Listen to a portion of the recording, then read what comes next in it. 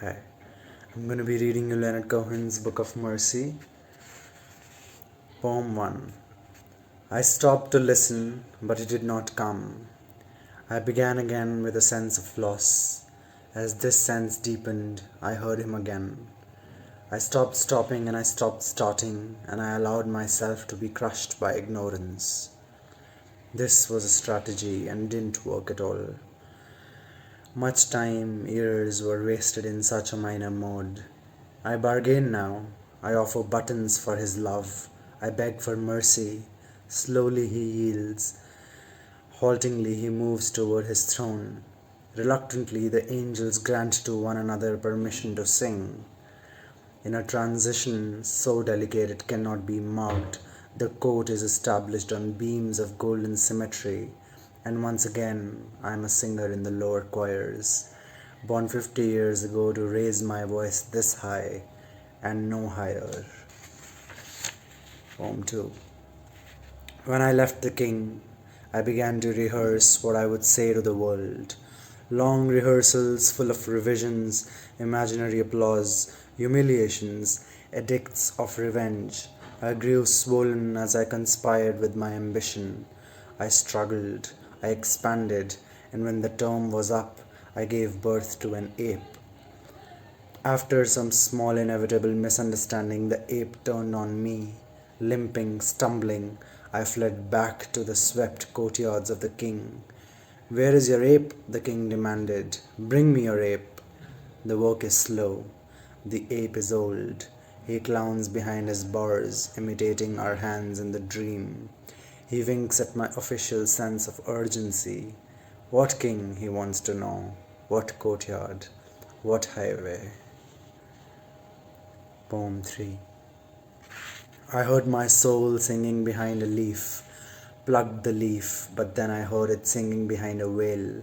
I tore the veil, but then I heard it singing behind a wall. I broke the wall, and I heard my soul singing against me.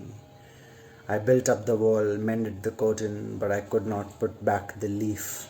I held it in my hand, and I heard my soul singing mightily against me. This is what it's like to study without a friend. Poem 4. After searching among the words and never finding ease, I went to you. I asked you to gladden my heart. My prayer divided against itself. I was ashamed to have been deceived again. And bitterly, in the midst of loud defeat, I went out myself to gladden the heart. It was here that I found my will, a fragile thing, starving among ferns and women and snakes. I said to my will, come, let us make ourselves ready to be touched by the angel of song. And suddenly I was once again on the bed of defeat in the middle of the night, begging for mercy, searching among the words. With the two shields of bitterness and hope, I rose up carefully, and I went out of the house to rescue the angel of song from the place where she had chained herself to her nakedness. I covered her nakedness with my will, and we stood in the kingdom that shines toward you, where Adam is mysteriously free, and I searched among the words for words that would not bend the will away from you. Poem 5. Let me rest, he cried from the panic at the top of his heap of days. Let me rest on the day of rest, he entreated from the throne of unemployment. This king is heavy in my arms, I can't hold up the pharaoh anymore. He fastened his collar to the darkness so he couldn't breathe, and he opened the book in anger to make his payment to the law. An angel who had no intrinsic authority said, you have sealed every gate but this one.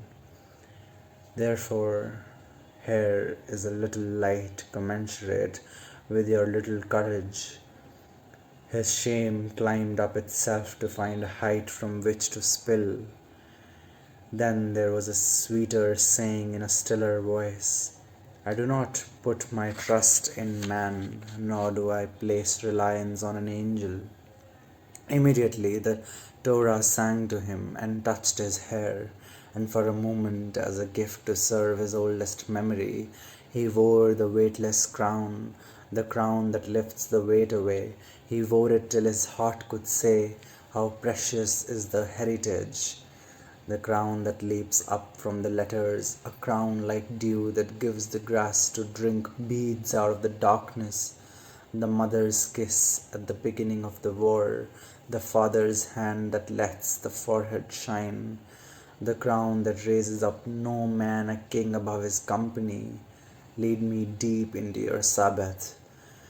Let me sit beneath the mighty ones whom you have crowned forever, and let me study how they rest.